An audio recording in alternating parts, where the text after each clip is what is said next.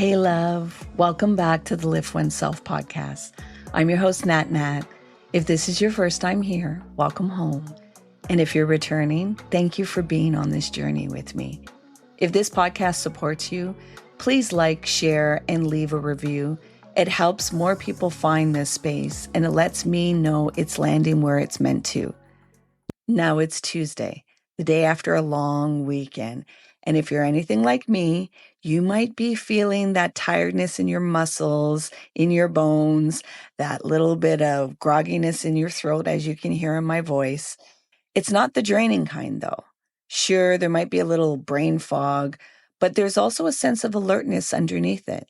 This is a different kind of tired, the kind that comes from creating memories, from connecting, from being in your body, from actually living.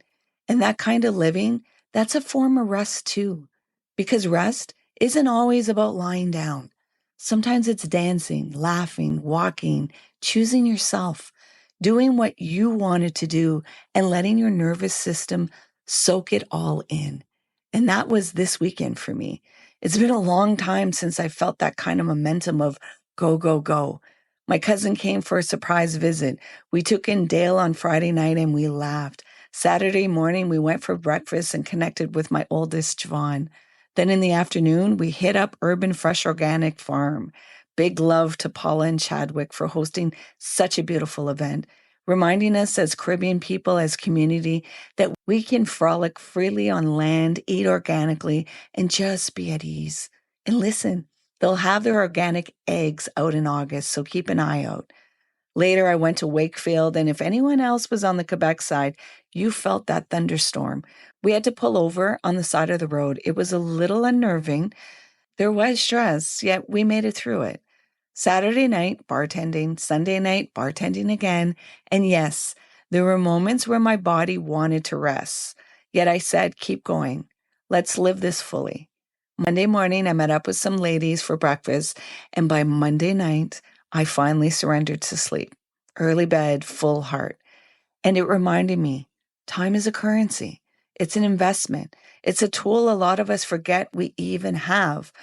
I'm actually walking the walk that I talk. And just because you're feeling tired doesn't mean it's bad. The real question is this fatigue nourishing me?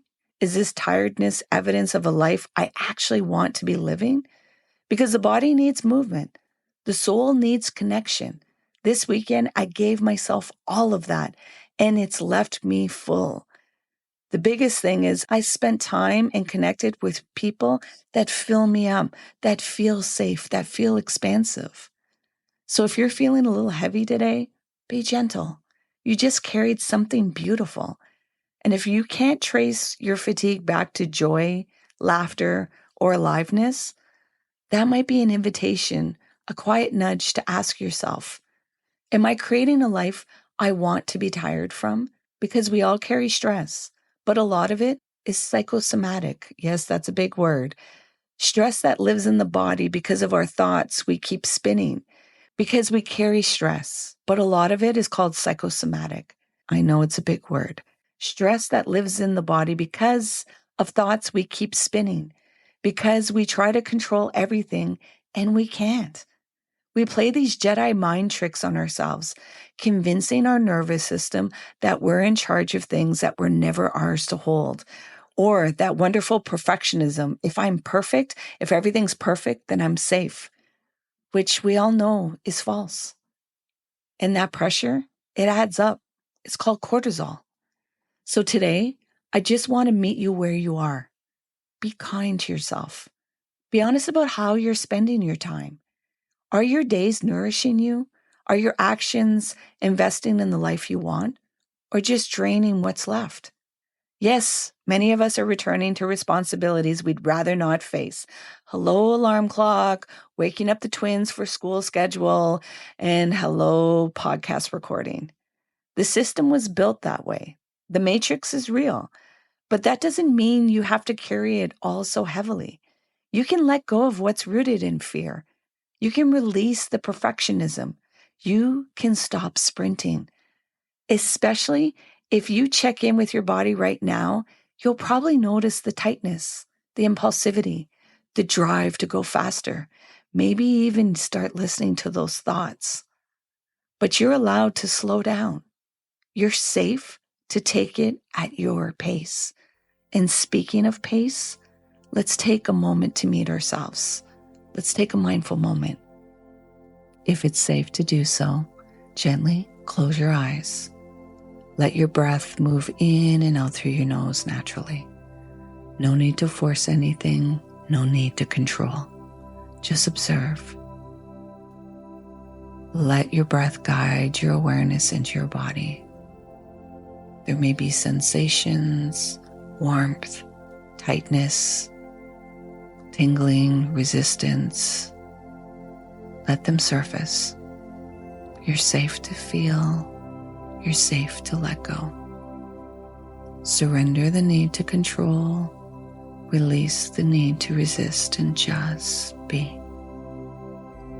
If it helps, place one hand on your heart and the other on your belly. Let your body know we are here. We are safe. We are listening. Take a breath and meet those knots in your body and just begin to unknot. Meet those clenches and gently soften and unclench. Feel the pressure lifting. Feel the body opening up. Let's take 3 slow breaths together. Gently inhale, hold, and let it all out through your mouth. Another breath in, hold it, and let it out all through your mouth. Another in, hold, and let it all out. And when you're ready, at your own time, your own pace, you're going to open your eyes and stay with that softness, stay with your breath. Now here's the thing. Some people think manifesting means life becomes easy, that everything just flows effortlessly. But that's not real life. Manifestation is alignment, not escape. It's about being true to yourself, not bypassing discomfort. And while material things can feel great, they also carry weight, responsibility. And sometimes we want them to support an identity we think will make us feel safe. But often, we're more depleted when we get there. So ask yourself today, where can I give myself a little more freedom? What can I release? Freedom isn't always out there. It begins within, with your mindset, your nervous system, your choices, your perception, your environment, the people you surround yourself with. You don't have to perform your way into peace. You just need to return to it.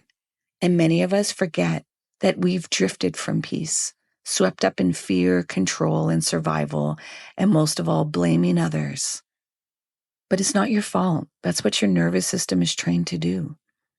Freedom begins with the pause, the interruption, the honest internal check-in. That's how you build a life that feels more open. So until next time, be kind to yourself, stay soft, and keep lifting oneself. And please remember, time is a tool, not a toy. Use it wisely.